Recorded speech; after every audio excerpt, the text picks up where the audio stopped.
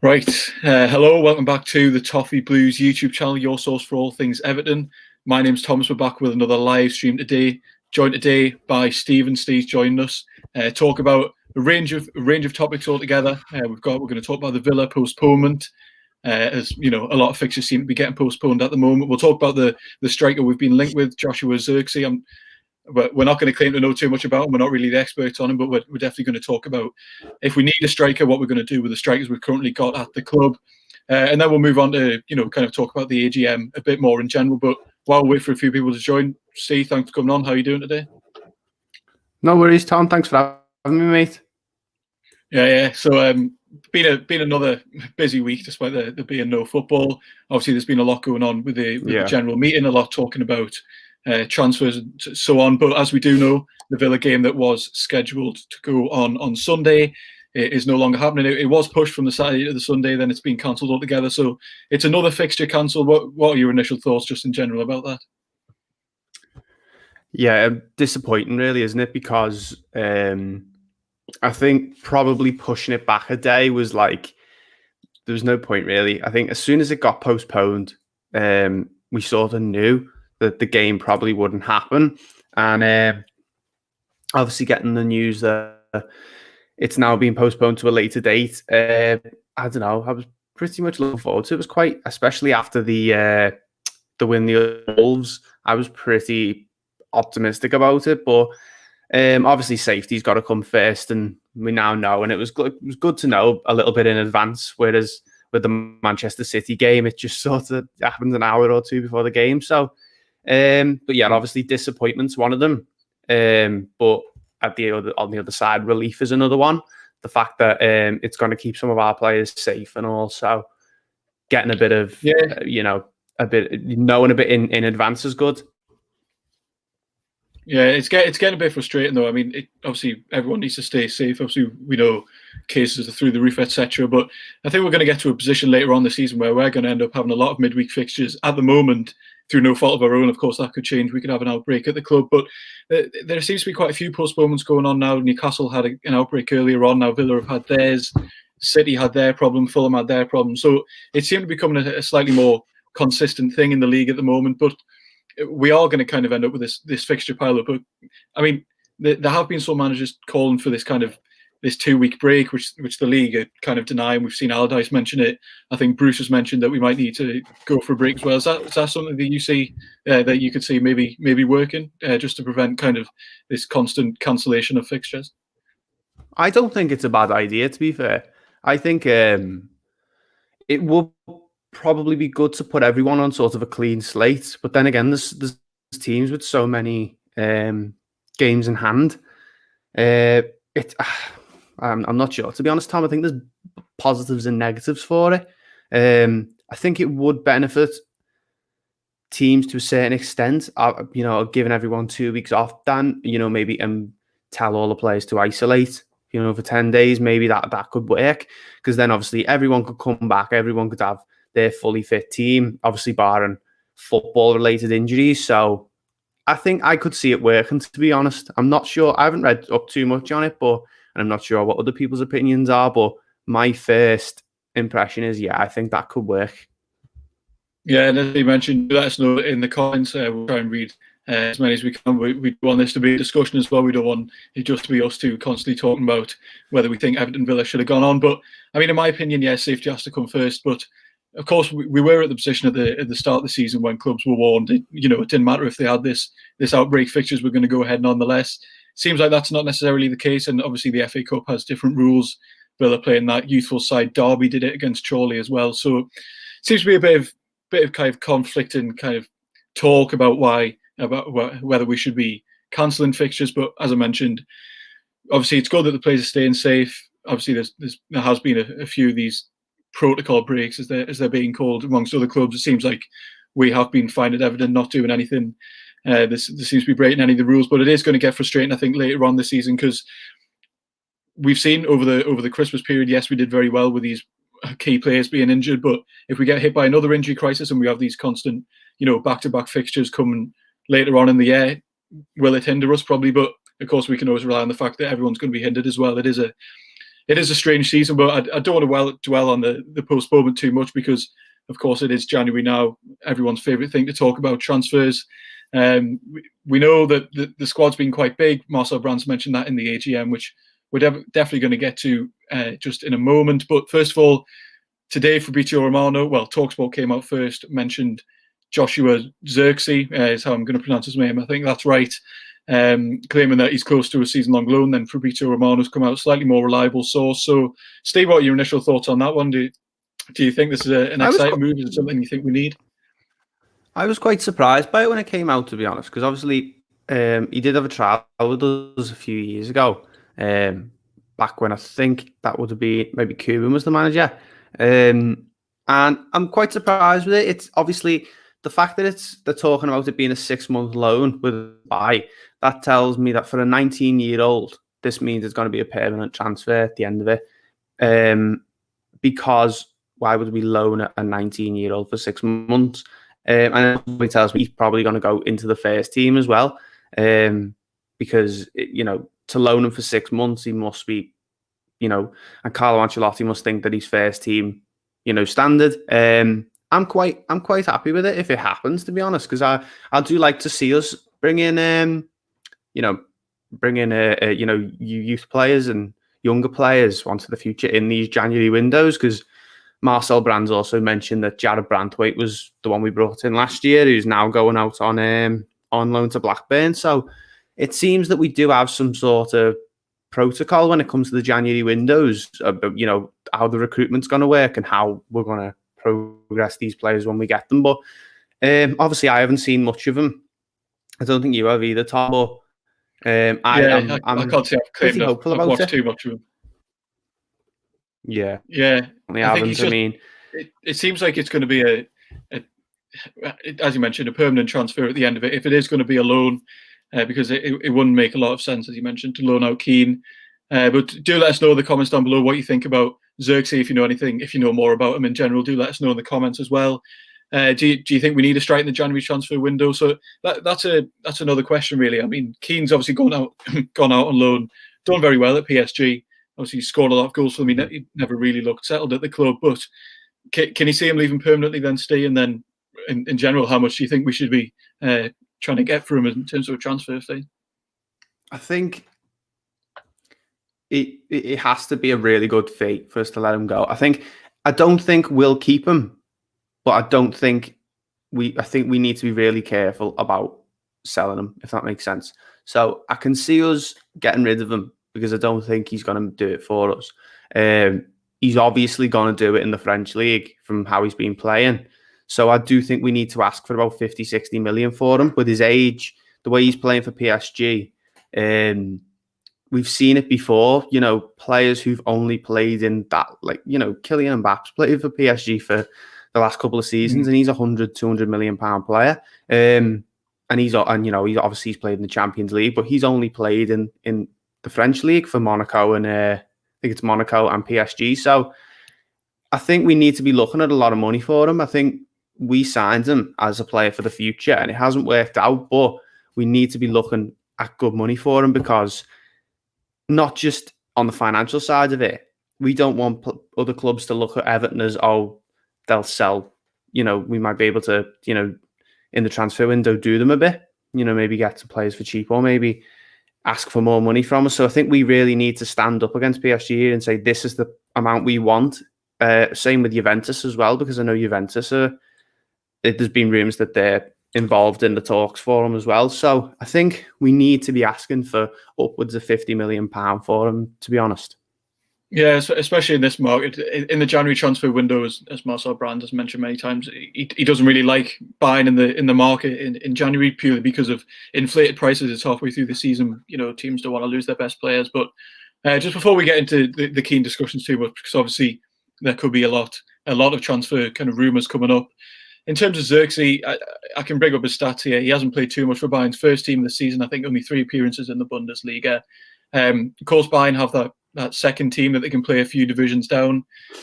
He's been in all right form for them, but he is currently serving a suspension, I believe, some sort of collision with a goalkeeper. I'm not sure there's too much to look into for that. But in terms of his he is clearly playing for Bayern Munich on the odd occasion. I think he's played in the Champions League a few times as well. So clearly a very bright prospect. And you always have to ask the question again: why would he be leaving? If he is such a bright prospect, they're not going to want to get rid of him that easily. And he was on trial, as you mentioned earlier, at Everton. I think it was just after Lukaku left before he signed for Bayern Munich. So in terms of he's not playing a lot of club football at the top division, and he does want to play first team football. So do you think this move would make a lot of sense then if he's going to come here to play straight in the first team? If it makes sense to Carlo Ancelotti and Marcel Brands, then I think it makes sense. Full stop. We've got a comment actually on Twitter from @LoveEvertonForum saying that the return of Zirkzee could be an interesting one. I think I agree with that. Interesting is the word I'd use to describe it, to be honest. A young player from a big club like Bayern Munich. I think I'm really excited. If this one does happen, I'm really excited to see what comes of it, because and also, it does raise questions. If he's 19 years old and he's that good, why are Bayern selling him? So you could talk till you blue in the face about this one, because there's so much to mention. The fact that he was on trial with us, the fact that I think he has played a couple of times for Bayern, you said, yeah? Yeah, he has. I think he's playing the Champions League every now and then. He has featured on the bench as well. So he's clearly thought of well at the club. Yeah, and for a 19-year-old player, we're obviously looking at him with high regard. I am excited about it, to be honest, and I hope it does happen, because I really want to see how this one pans out. But then again, it could be the same as Moise Kean. Maybe he doesn't do it in the Premier League, because I think Moise Kean was 19 when we signed him, which was only last summer, but the summer before, I think. But it makes you wonder. There's obviously some sort of recruitment process where we're looking at these young European strikers, and we're hoping that some of these young European players that we're looking at, so we're looking at like Celik from Lille, Zirkzee is obviously one of them. There's obviously a process that Marcel Brands has looked at it. We're sick of going to Aston Villa's, Sunderland's, Swansea's, and buying their best players, and being done by them. Because some of the players we've had have done well, and then you look at going to Palace and paying 30 million for Balassi and stuff like that. I think we're keen to go across Europe and look at other players, different nationalities, different leagues. And Marcel Brands, you can't argue he's got a really good eye for a player. So I'm really interested to see Zirkzee, hopefully at Everton. I am excited about this one, to be fair, more so than any other transfer that's been mentioned in the window or so far. Yeah, and I can pull up a few comments we got here in the chat. So Hazard Hayes says Zirkzee is a weird one because he won't play ahead of DCL in one's game time. That's kind of what we just mentioned there. I think that is a very interesting point. Fabrizio Romano is also linking him with a move to Parma, and you'd probably do have to wonder there if he is going to leave in search for first team football.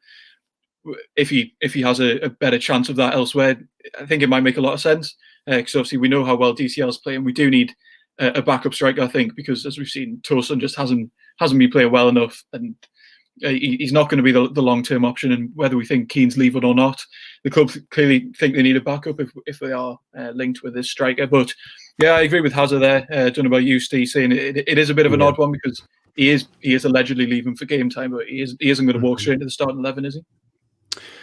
Zirkzee? Yeah, I think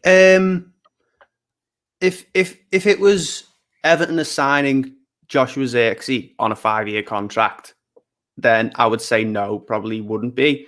The fact that he's coming on a 6-month loan, well, this is just the rumour we're talking about. The fact that he's rumoured to be coming in on a 6-month loan with an option to buy tells me Everton are going to try him before they buy him.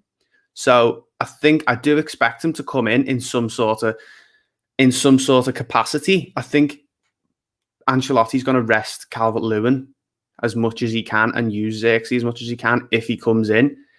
So I can see him getting into the first team, and I can see him playing a handful of games. But no, he's not. Obviously, he's not going to overtake Calvert-Lewin, because Calvert-Lewin's brilliant. But I can see him coming in and getting more game time than the average 19-year-old would.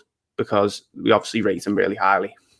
Yeah, similar vein to what I don't think it's the real Jibril Sidibe, but Jibril Sidibe said in the chat there that he's not I hope it experienced. is. That'd be really good. Yeah, it will be interesting if he was a Toffee Blue subscriber. But yeah, if we get him in on loan, we're going to have to try and include an option if we want to buy him. It doesn't seem like it's not going to be kind of a stopgap where it's just till the end of the season, where we've seen that happen at other clubs. We've seen that. I mean, I don't want to curse it before it's even happened, but we saw with Mangala, of course, we needed a centre half. Brought him in on loan from Manchester City, and we all know how horribly that ended up going up, getting a poor bad injury, then leaving again. So they are clearly looking to the future. We know that when Ancelotti came in, the transfer strategy was along the lines of we need players that are going to make an instant impact. And we've seen that brilliantly with Godfrey, Decore, Alan, and James Rodriguez. So the club are clearly looking to kind of go for this more blended approach. We've had, under Steve Walsh, we had the times of signing, there was that summer where it was players. like Sigurdsson, Balassi, Pickford, and that didn't work. And then Brands has spoken about how he wants to bring in young players as well. That it has happened here and now. Obviously, we saw Moise Kean came in, Gbamin, dare I say his name. Hopefully, he's going to reappear in the next month or so. Hopefully, we can get some more midfield reinforcements. But yeah, it does seem like the club are going to try and go for this blended transfer strategy of not just signing the proven players as we did in the summer, but also looking to build for the future as well. If Moise Kean's not going to hang around. Yeah, and I'm a few other comments as well, but yeah, go on, Steve. Yeah, and I think Marcel Brands, you can't talk about this rumour without mentioning him quite heavily. That obviously we've had Steve Walsh, who had a very clear transfer strategy, was go to the clubs in the league lower than Everton and buy their best players. That was his transfer strategy with Balassi, Sigurdsson, Pickford.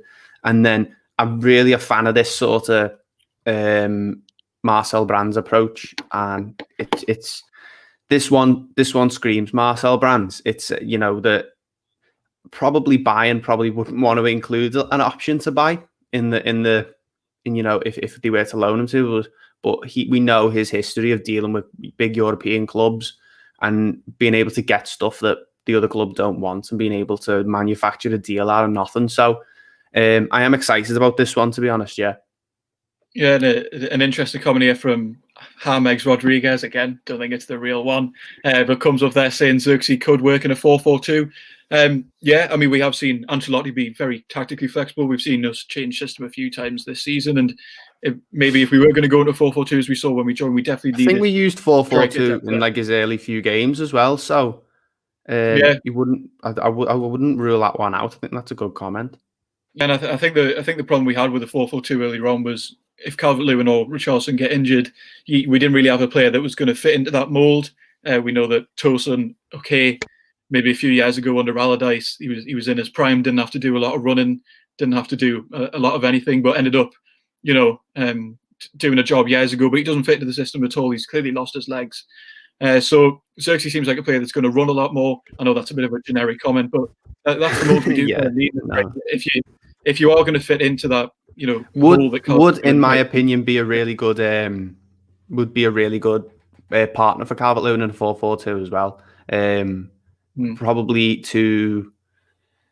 Probably gets Zirkzee some goals, to be fair, because we know that Calvert-Lewin likes coming deep for the ball. He likes contributing a lot more than just his goals. So I think in a 2 up front, because I don't think if we were to sign him, I can't see us. Obviously, he probably would be a backup for Calvert-Lewin, but I'd love to see him in a 2, because we've seen it with Moise Kean, struggled up top on his own at times. And we don't, both of us, Thomas, we don't really know Zirkzee that well, but just from looking at, that he's a young player playing for Bayern Munich, tells you that he's probably going to work well in a 2, and he's probably got pace. He obviously hasn't got much experience, so he would, I think, benefit from playing up top with a player like Calvert-Lewin.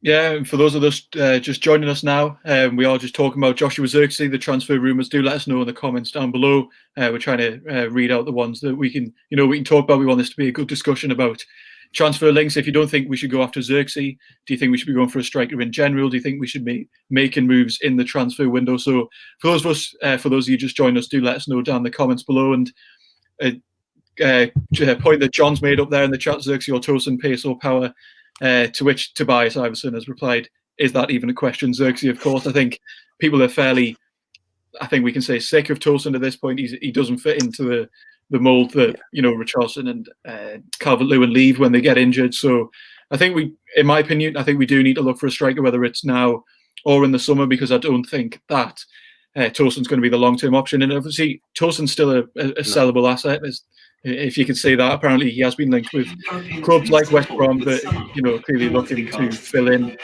with a potential injury. So we could see in January a few players going out. It was mentioned by Marcel Brands at the AGM.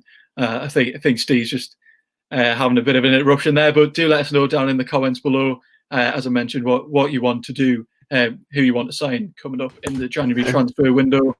And another comment from Jibril Sidibe, not sure if it is the real one, but do we need an old experienced striker? That is an interesting point, of course. Are we going to want a backup striker that's not necessarily going to hit the ground running? We know that when Calvert-Lewin leaves, it is going to leave a big impact. Of course, we played very well against Wolves in this kind of makeshift Gylfi Sigurdsson striker, but I'm not sure I'd want to see that in the long term, just in case. So, Steve, I don't know what you think about that. Would you prefer to sign an experienced striker as a kind of that stopgap option, as opposed to a lone younger player that might not necessarily, hit the ground running? I'd really like to see us sign an old experienced striker. I'm not sure which ones would do the best job, because I'm not all up to clue with the the European leagues and that. I know Owen from the channel, who you'll see on a lot of our match previews, he really likes Weghorst from Wolfsburg. I think that was his shout. But there's a lot of old experienced players that I think could do us really, really good. I think experience is going to be needed as well. If we can get an experienced player in this window, maybe to help coach some of the younger players through to the end of the season, because we're going to be pushing for a European place, and we do have a lot of some experience in the team, but a good experienced striker for when Calvert-Lewin's not there is a good a good option. I think Josh Dolphin in the chat there just said Milik, which has been the one that's been tossed around for the last few summers, hasn't it? So that's definitely an option, but there is quite a few experienced strikers out there that I think could help us. Yeah, I think the problem is as well. Of course, you do want experience in your squad, but when Calvert-Lewin does get injured, he's a very specific kind of player. He's that very fast, powerful, pacey player. So if you're going to take him out of the squad, you need to replace him with a player of a similar mould. It is one thing, obviously, just bringing in experience, but that's not necessarily going to fit with the team system. We know Richarlison is also a very direct striker, so he can kind of fill in. But we are going to want a player that is going to fit into that mould. Another player that Josh Dolphin's just mentioned there, Diego Costa, not for me personally. I think he's probably just about past it now. He has been released by Atletico Madrid. Of course, he was brilliant back in his day at Chelsea. He was an absolutely brilliant player for them, but since he's gone back to Atletico, I think he's been pretty poor. Morelos is quite a good shout as well. Yeah, what do you think about Diego Costa? Would you take him? No, probably earlier in the season, yeah, but I think the amount of speculation around him has probably put me off him a little bit, if I'm being honest. Because I loved him as a player when he played for Chelsea. I don't think he's obviously not that player anymore, but the fact that he's been released by Atletico as well just sort of spells danger. And is he the right player for our dressing room at this sort of point? No, I don't think so. Yeah, and as you mentioned there, Paul Ennion in the chat mentioned Morelos off Rangers. I mean, in terms of an aggressive player, I don't think you're going to find a much more aggressive striker around at the minute. We know he does have that hot streak, but he scores goals in the Scottish League. Whether there's much of a comparison, I'm not too sure. I don't know a tremendous amount about Morelos. Steve, do you want to comment on that? I don't know too much about him, to be fair, either. I know that I've seen him a couple of times in the old firms, and he's a very, very, very hostile player, like you mentioned. I think he has the ability to let his ability go to his head a little bit. I know that he can sometimes, the atmosphere can sort of get to him. And you mentioned there that is the Scottish League much of a comparison. So this one, in my opinion, would have to be a completely risk-free transfer. a really small fee or a swap deal or something. But that's not going to happen. Rangers aren't going to let one of their best players go for nothing. So I'd say it's probably just a no from me. And for the viewers just joining us now, we're currently discussing potential striker options. Of course, we start by talking about Joshua Zirkzee, who's been linked in the media today. A couple of mentions for some more experienced strikers. So do let us know in the comments who you think we could or we should potentially sign in that position. There was one a bit earlier in the stream that I'm going to bring up here. Who, I mean, it's been banded around a lot, but Sidibe again. There is Josh King a decent option? Personally, not for me. I think Bournemouth will ask for far too much money. I think we've known that for a few years. Yes, he would probably be a direct player, but that one screams Steve Walsh to me, Thomas. Yeah, exactly. That's what I'm thinking. He did all right in the Premier League, but they demand a lot of money, and as we've seen, maybe under Koeman or Silva, but I don't think. Not really, not for me. I think we can get a better, and I think also, we're going to go abroad looking for players. I don't think he's really an option. Yeah, and Witchfinder General there mentioned I hope we don't blow more millions on Dross, or rather we hang on if possible to the summer. We always get rinsed in January, and that's what we mentioned as well. It doesn't seem like Marcel Brands is too keen on doing business in this window, but I think, as we've seen I think you mentioned Branthwaite came in last January. If there's a good deal for a young player, it's not going to cost too much in this instance. Yeah, so I think early in this the stream, instance, how last summer it was Jared Branthwaite. Sorry, last January it was Jared Branthwaite. So just last. So I'm not sure I can how see it seems that there is a process in getting these young players in January. Yeah. I think if there's going to be anything, I think Zirkzee's a goer. Same as I think. But to be honest, I wouldn't be worrying about blowing millions on Dross and getting rinsed, because I think we're going to be really smart in the January windows. I think this new Everton with Ancelotti and Brands we're going to do all our business in the summer, and we're going to get these small transfers in January, and move the players out on loan and bring them back, and that's going to be the recruitment process when it comes to January, in my opinion. Yeah, and to kind of round off a few transfer rumours, obviously nothing too much coming up at the minute, but one rumour that has come up this week, as Sidibe once again has mentioned there. Thank you for your comments. Felipe Anderson, Fabrizio Romano has apparently mentioned that he has been offered to the club. For me, again, sounds like another very Steve Walsh signing. He wasn't good enough for West Ham. He's out on loan at Porto, I believe now. They're clearly trying to ship him off. So, Steve, I don't know what you think about that one, but I'm pretty much in on that. Yeah, I spoke about it on one of the news reports. I don't think this is one we're going to look for. I think we're going to look for cheaper options. Obviously, he wouldn't be an expensive option, but I think we're going to be looking for better value for money options abroad, if I'm being honest. Yeah, and any other players that you've seen us be linked with in the media that we haven't mentioned, do let us know in the comments. We will try and bring them up. And just for a minute here, I do want to talk about the AGM, which of course happened last night. There's a lot of transfer talk there, mentioning about, well, obviously specifically the summer transfer window that's just gone, and about the various fees that we spent on the players. So I'm just going to try and bring up the Marcel Brands quotes now. There was talk about how much we spent on players, as I mentioned, and this is something I definitely want to mention. The main one, of course, James Rodriguez, as we know for a while, was confirmed to be a free transfer by our director of football. So what do you think about that one, Steve? How much of a bargain is that, and how significant of a deal is that? I'm made up with that one, especially with how well he's been playing. And seeing him the other night in Wolves, he brought so much quality to the team, and he really helped us through that win. And to hear that he's come on a free transfer, there was whispers about it, wasn't there, a couple of weeks after he signed that it was a free transfer.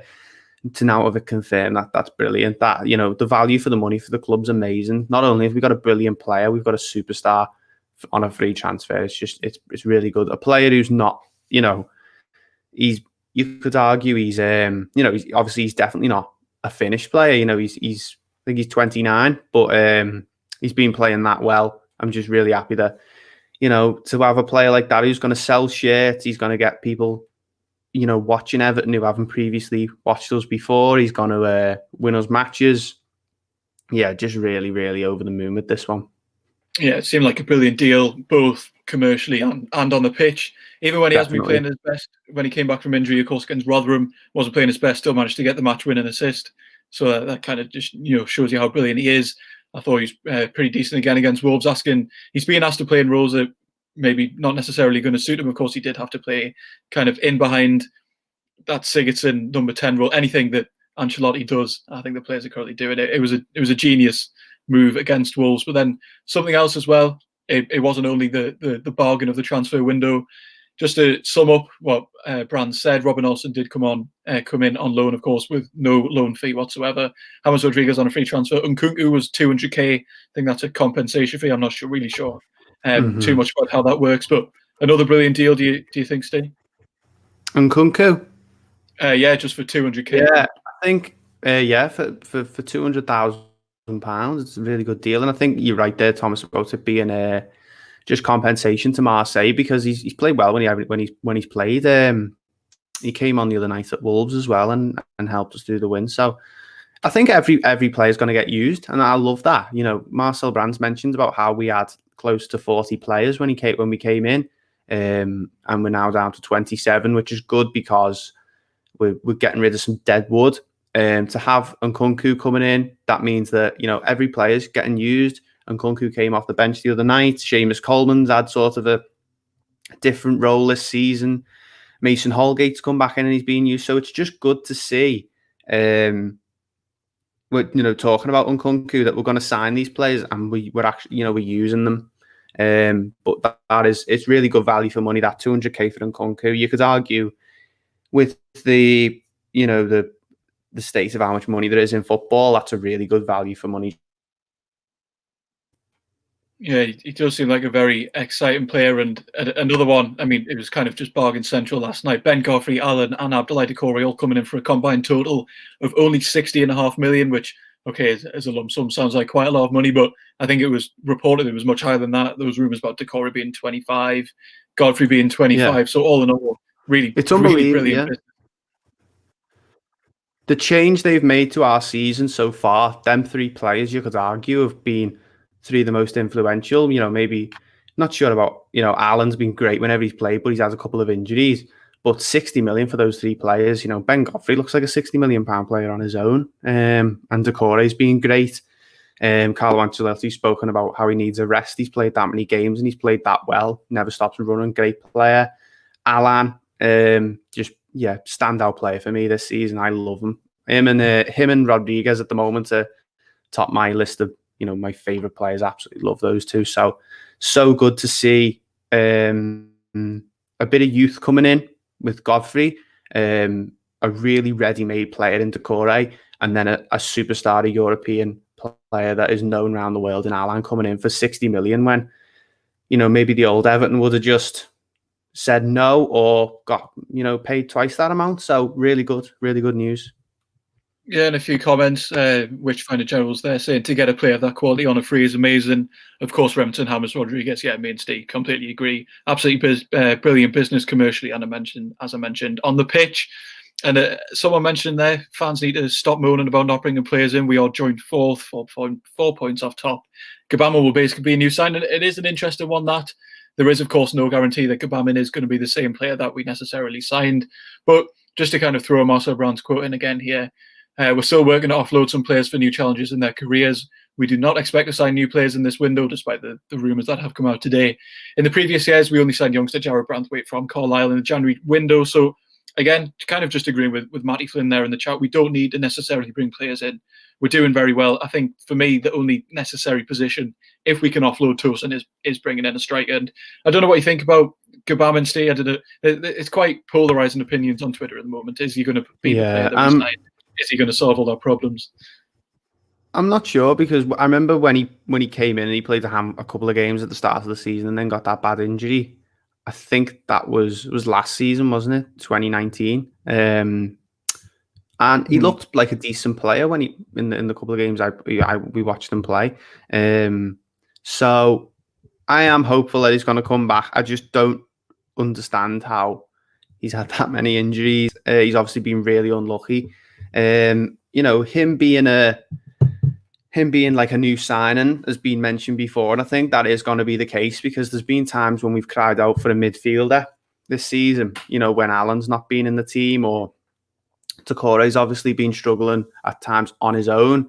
towards the end of games, and Gomez has come on and not being great, and Davis has come on and not being great, and people have not beaten around the bush and they've mentioned it. So I do agree with that when he comes back. Obviously, we don't know if he's going to be the same player, but I think Matthew's made a really good point there that he's going to come in and he's going to be like a new signing. It's going to be, finally the midfielder that we've needed at times this season. It's going to be sort of like, like the cherry on top of the cake for me, because we've needed a player in midfield, an Alan sort of player when Alan's not been there. So I think to have Decore, Alan and Gbamin together in a midfield three with, maybe Rodriguez just in front, I think that's going to be really good. So I am looking forward to seeing that. It's a good comment. Yeah, he does sound like he's going to be that solid kind of holding midfield base that Alan has been asked to fill into, but we know that he does like to roam from his position, get up the pitch. He does like to make a run, and we know Decore can operate in that box-to-box role. So I think Gbamin, if he does come back, eventually will be that kind of anchor in the midfield that will, give the others license to roam. Natty Co, not sure how to pronounce that. Gbamin, if we ever see him, will need half a season injury-free to get up to speed. I do kind of agree with that as well. He hasn't played football for over a year now. He is going to struggle to come, straight back up to speed. So I'm not sure we can expect too much from him in this season. However, maybe eventually when he does come back, he will be like a new signing. I've seen that thrown around quite a lot on Twitter as well. It will be a really interesting one. And which fan of general there mentioned, love it. New challenges in their careers, basically getting rid of all the garbage. Players like, I read that and I sort of, reading that Marcel Brands quote last night, I sort of cringed a little bit because you could tell what he was trying to get at in the nicest way possible. It was sort of like he was directing it at certain players, so you could tell he was trying to say something there that in the nicest way possible. But yeah, that's pretty much, the meat of it is get rid of all the garbage is basically the protocol for the January window, I think. Yeah, and John's just mentioned there, something we can talk about, and do let us know your opinions as well in the comments. Should Everton loan out Ellis Sims or give him a chance? Steve, do you want to just take the lead on that one? What do you think about this?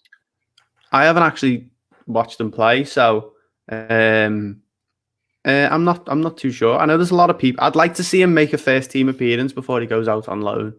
I think he will go out on loan at some point, but I'd like to see him make an appearance first. So I'd say give him a chance, and we'll get to gauge what sort of player he is in the Premier League against, first team players in the real Premier League. Obviously, he's got a brilliant goal scoring record in the academy coming up. So I'd like to see him play first and then make a decision after that, really. He's on the bench the other night. So Carlo Ancelotti obviously favours him. He must have a good attitude, or Ancelotti would have just left him out. So I'd like to see him get a chance, to be honest. Yeah, I'd probably maybe slightly disagree. I'd probably loan him out. I think in terms of his development, it's essential that young players do get out to the lower leagues, and the club have to be really careful with that. Of course, we've seen loans go wrong in the past where loan players have been sent out from clubs, big, bright prospects. Elias Sorensen comes to my mind from Newcastle. Obviously, a lot of my mates are Newcastle fans, so they always bang on about him. He had a wrong loan move. It hasn't really worked out for him. He was a very bright prospect.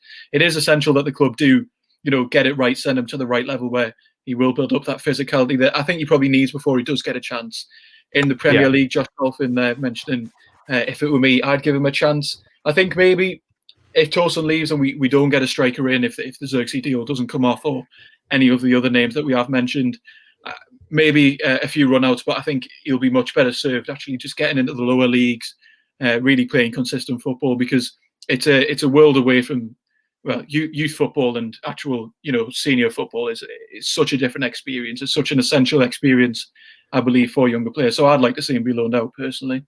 Josh has made a really good comment there under that one as well, that if he had a serious chance of featuring, he probably would have played against Rotherham. Yeah, I can agree with that. I do think he should be loaned out for some experience, but I would like to see him have at least a game or maybe a substitute appearance in the first team before that, maybe, and then maybe loaned out to a championship club or something along those lines, because we've seen it. You mentioned that it sometimes doesn't work, but sometimes it really does work. Mason Holgate's a different player since going out to West Brom on loan. So, you know, I think this one will split opinion, because I think as soon as he makes an appearance, Evertonians will just get right behind him, because we've been calling for him for a long time. So he'll get a lot of support when he comes into the team, because he inevitably will.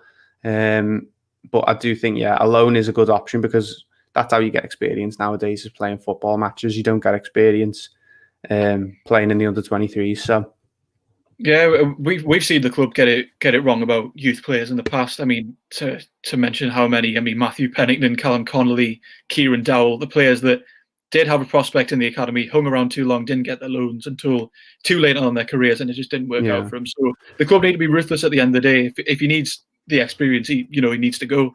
He needs to go out on loan.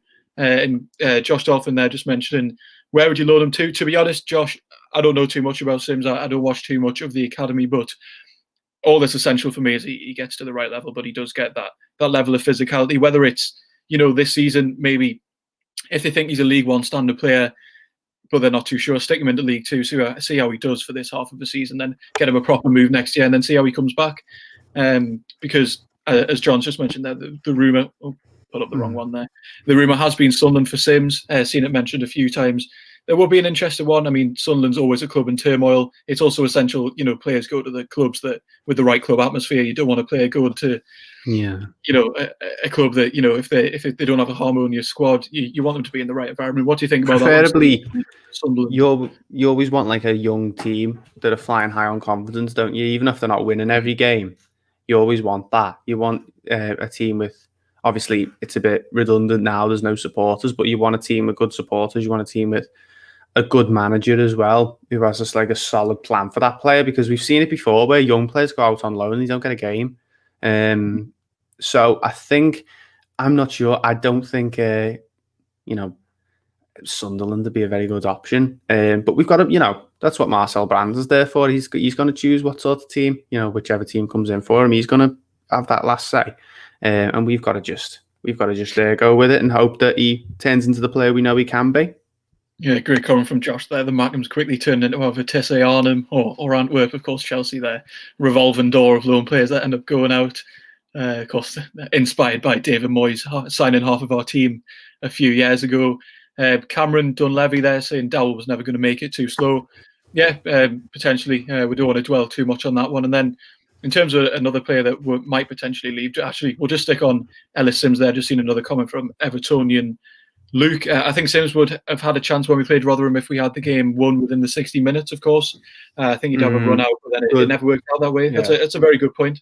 It's a very good point, because we obviously struggled against Rotherham. We played rubbish. So that's a really good point, that, Luke, to be fair. Yeah, it would have been a big ask to send on. It would have been a big ask to get him to come on and win the game. You know what I mean? So yeah, that might not have done too much for his confidence or done too well. As John's mentioned there, hopefully Tom Clark will record an under-23 report video for us later in the week. Of course, we're all very proud of Tom Clark, Marine. Not sure if you know definitely. his link with the club, but I don't know if that's been mentioned on the channel. Marine's brilliant FA Cup run. So well done to Tom. I'm not sure if he's in the chat or not, but do check out his Twitter as well. Got a few questions coming in here, which I'm gonna try and keep up with. One that was mentioned by Natty CEO just before. Didn't Brand say at the AGM that he does not intend bringing anyone in this window? Yes, he did mention that. We mentioned that a bit earlier, but at the end of the day, we were told we weren't really doing any transfer business in the summer either, and look how brilliant we did. I think it's just about finding the right deal at the right time. If at the moment it seems like there isn't value in the market, then we wouldn't want to rush into players. I think that's more the strategy that Marcel Brands goes for. I'm not sure if you agree with us, Steve, that Brands are just trying to, say that we're not going anymore. But if the right deal turns up, then I don't see why not. He seems like a very good poker player to me, Marcel Brands. So I think this one, when he said that, it was a bit like, maybe he's just had a bad day at the office and hasn't had too much replies off people regarding players. Maybe he's, but I think, he's trying to set standards a little bit low so that we don't expect players, because obviously you don't want them going, we're going to sign at least 3 players this window, and then we don't sign anyone. I'd much rather he said, we're not going to sign anyone, and then we're surprised with a Joshua Zirkzee or a Rui Silva or something like that. So yeah, I think obviously he said that, but you've got to take it with a pinch of salt, I think. Yeah, I think what we can always love about Marcel Brands is we're all about 10 steps behind him. If you hear something in the media, that means he was there, months ago. So I think he's a very intelligent director of football. He knows exactly what he's doing. And I think if the right deal, does come up, then business could be done. A few other comments there, just about potential permanent signing for Olsen. I can't find it now, so I can't bring it up. But there have been rumours linking Olsen with, as I mentioned, a permanent move. Oh, there it is, from Matty Flynn. Will Carlo chop and change next season with him and Pickford, or stick with one? I'll just start off with this one. Would I sign Olsen on a permanently? Potentially, I'm quite on the fence with it, to be honest, because Olsen's not going to come in and be a starting goalkeeper. So I think it's a big vote of confidence, to be honest, in John Pickford, that the club are deciding to sign a permanent backup keeper instead of a starting keeper. I think that is kind of maybe the club sent him a message saying, you know what, you are still the number one. A few mistakes here and there, but he's been pretty decent this season on the whole. But don't know what you think about that one, Steve. Would you sign him on a permanent, and would you have him feature more next season? I would sign him permanently. If the option's there, I think it will be a good signing permanently as a backup. I'm not Jordan Pickford's biggest fan though, so I'd like to see us sign a goalkeeper. Obviously not Robin Olsen as the starting goalkeeper, because that just screams 16-17 season where we had Robles and Stekelenburg, literally two backup goalkeepers fighting for who's going to be worse. Although Joel was pretty good that season.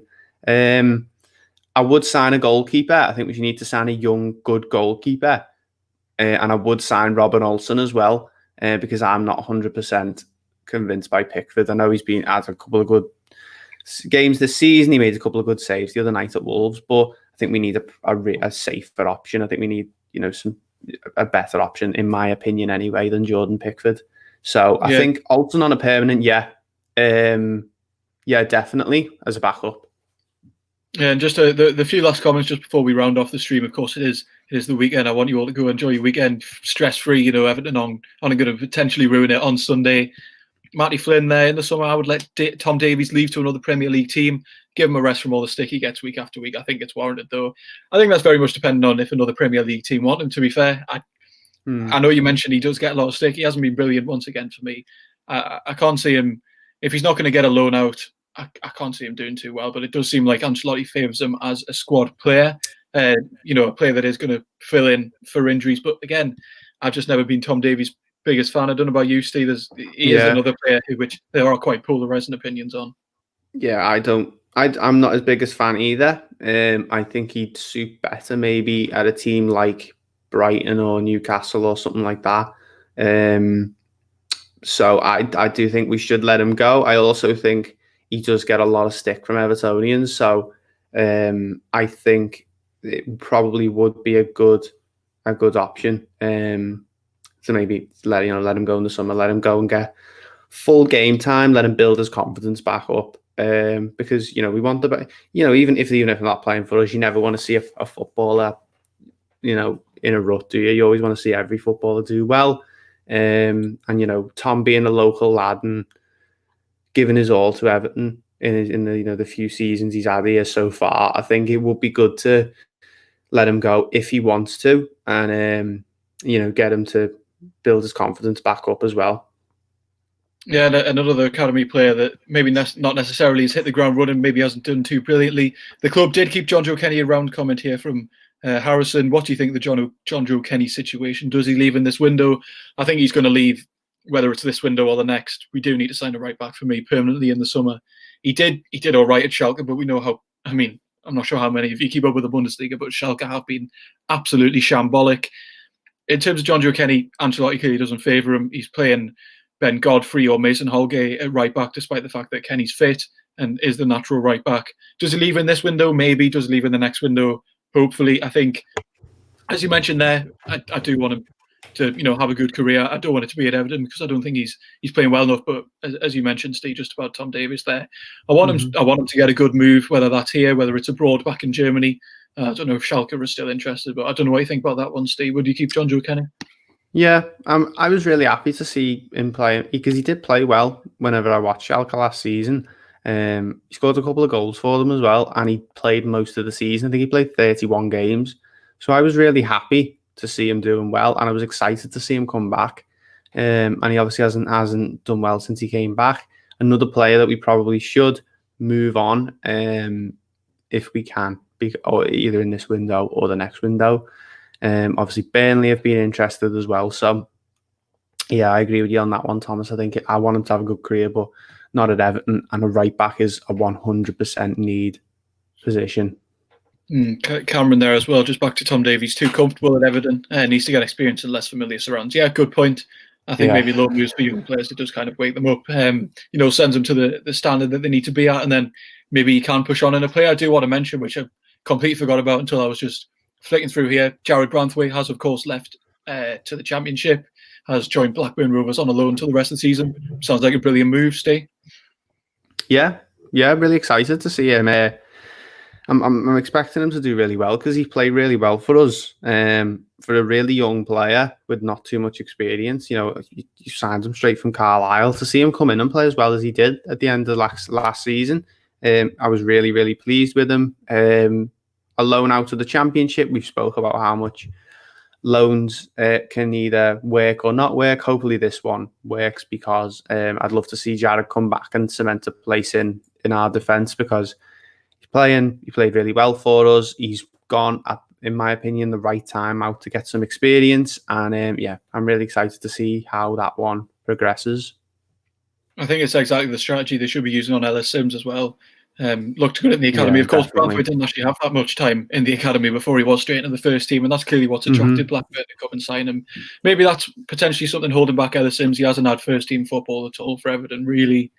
Maybe clubs might not want to take the risk on him, but let's hope we can get some good low moves sorted. So for those who just joined us now, we are going to bring an end to the stream in the next 5 or 10 minutes or so. Terry McAllister, the Toffee Blues own, has joined us in the chat there. Bring up his thoughts on the rumours a few weeks ago about new contract for Gylfi Sigurdsson. Bad move if true, or trust Carlos. Stayed, and what you think about that one? Yeah, I'm not his biggest fan. I like this, but I don't know. I like to see him do well, but he's not. I don't know if consistency is his problem because he does have consistency problems, but he doesn't have like Bernard level of consistency problems, if that makes sense. He's good at leading by example this season. We've seen last season, I think he was very low on confidence. And when he's been given the armband recently, he's been brilliant. He had a couple of dodgy games. He did a couple of dodgy things, but he was pretty quiet when he, at Wolves the other night. Obviously, played him as a false nine. He's played well when he's dropped him into midfield. He scored a really important goal against Sheffield United. So I think this one's sort of like, I think he's a bit of a Ancelotti likes him, and I think I can see it happening. So I don't really want to go into it too much because I don't agree with it personally, but I agree with Carlo Ancelotti. And if he wants to, keep him at the club as a bit of experience and as a, which Finders Generals just said the head says no, heart says yes. I'm not sure my heart's necessarily saying yes at all. Yeah, I think I'm sort of in the heart says no, head says yes sort of thing because I don't really like him, and I think there's better options at the club. But I think it's a smart move if we can make it happen, if that makes sense. Yeah, I think it's another instance like Michael Keane. Didn't look brilliant. Carlo took one look at him and handed him a long-term contract, and look how brilliant it is now. Again, it is quite an old cliche to kind of fall back on, just trust the manager. But I mean, I think there's no better time to absolutely trust the manager than Ancelotti. Yeah, he obviously likes him as a squad player, or we wouldn't be hearing them. And he likes to just use him in so many different positions. Like he played as a false nine the other night, and he played as a CDM against Sheffield United. So it's there's a couple of different ways that Carlo likes to use him, and he obviously likes him as a footballer because football is not just about the best player talent-wise on the pitch. Sometimes it's about the player with the best players with experience. It's about, you have to gauge, in my opinion, the right amount of talented players. And obviously every footballer is talented. They wouldn't be playing in the Premier League otherwise, but you need the right amount of players with the flair factor and the players that are going to score all the goals. But you do have to have you always have to have those players. Every team has had it. The players that are just going to do well for the manager, that the manager obviously likes, that isn't going to do well everywhere they go, but it does well for that certain team. So I think I've warmed to the decision a little bit more. Obviously, warmed to the rumours a bit more in the last couple of weeks. I think it says a lot as well that when he does come on, he is, given the captain's armband if, Digne isn't playing or Coleman isn't playing. I think Ancelotti clearly favours him as a character, maybe more than a footballer. He clearly does like him as a footballer. He's brought him on in the various different positions. But I think that in this instance, I think it is more of a just trust Carlo. We don't see what happens on the training ground at the end of the day. And if Sigurdsson is a very good influence, then I don't see why we shouldn't keep him around. We've got to remember we only see him every 90 minutes every week. Carlo Ancelotti sees him 5 days a week at training. So yeah, exactly. Luke there saying he doesn't want Gylfi. He's had better games in recent, but still not good enough in my opinion. And the big wages on. That is a potential talking point. Whether if he signed a new contract, would he take lower wages? Probably not. But in this instance, I think that Chris March agreeing there. If the wages are right, then Sigurdsson's a good player to have in the squad, especially if he's happy not to be guaranteed first choice. Can't have a first 11 and then a bunch of kids as backup. Very true. As we mentioned, Ancelotti maybe likes the look of him on the training ground. He sees it all week. And there was that tweet that Ancelotti put out maybe a few months ago now when he was at, I believe, in positive reinforcement, and the player he was kind of referencing to was Gylfi Sigurdsson. Clearly, he does favour him. And a good point by Terry there, who asked the question, if we get Europe, then Gylfi getting a new contract is nailed on for my money. Carlo seems to have a role for him, and at the end of the day, he has proved us wrong on players before. Yeah, very true. Yeah. Michael Keane, as I mentioned. And then that is the interesting point. If we do get Europe, we don't necessarily have the squad depth or the finances at this point after the pandemic, after financial fair play, to go out and sign a squad, if you get what I mean. We can only sign players that are either going to be built for the future or come straight in. If Sigurdsson is going to offer that good role in the background and offer that squad depth, if we are going to be playing more frequent midweek European games, then I think it seems like an all right move. For me, you know what? Yeah. You know what? We're in the I think, I don't know if we've dropped down to fifth now after that Tottenham draw. Oh, we could be to first at the moment. The way that you know what I mean. But we're a point behind Liverpool, 4 points off the top, in a really good position, doing really well. Carlo Ancelotti could sign whoever he wants, and I'd probably back him, to be fair, because we're getting results, and that's the main thing, Thomas. If we were 15th in the league and we were talking about giving Gylfi Sigurdsson a new contract, I don't know what I'd do. I'd be pretty annoyed about that one, to be fair. And I think we all would be, but we've got to remember we've got a 3-time European champion as our manager, and we're doing really well this season. One of the best Everton seasons I've ever seen. So yeah, I trust him. Got complete 100% faith in him, and if he wants Gylfi Sigurdsson, then I want Gylfi Sigurdsson as well. Yeah, and then final, very quick question that we're going to mention on the stream here from Matty Flynn. Final question. I think we need a winger. Steve, just in a few words, if you needed a winger, who would you go and get in the summer? Leon Bailey. There you go. As brief as team player. Leon Bailey does look like a brilliant player, and Ancelotti's clearly a fan of signing these proven players. And Josh just rounding us off there on our Gylfi discussion, down to 60 grand a week on a 2-year deal, considering his recent form, will present good value. So yeah, I agree with that. So that's going to bring us to the end of the stream. Thank you all very much for tuning in. It was good to have the discussion going. Thanks to Steve for taking the time out of his Friday to come and talk to us. For taking the time out of me lockdown to come and come and speak to you, Tom. We're all going to the town after this. So yeah, I enjoy the live streams. Loads of fun. It's good to bounce off the chat. So thanks everyone for coming and joining us. It's been loads of fun. Yeah. Thank you all very much for joining. Enjoy your weekend stress-free. No Everton on Sunday, no Everton on Saturday. We can look ahead. We can talk about all this transfer business. The January window is open. Cheers to everyone. Matty, Witchfinder, Josh, Anyone else that's left a comment, thank you all very much for joining us. Yeah, and stay tuned tonight for another 24/7 news. You've probably been seeing them in the last few days, but Stay will be back a bit later on to talk about. Yeah, I'll be back a bit later tonight. So yeah, thanks very much for watching. Yeah, cheers. See you all later.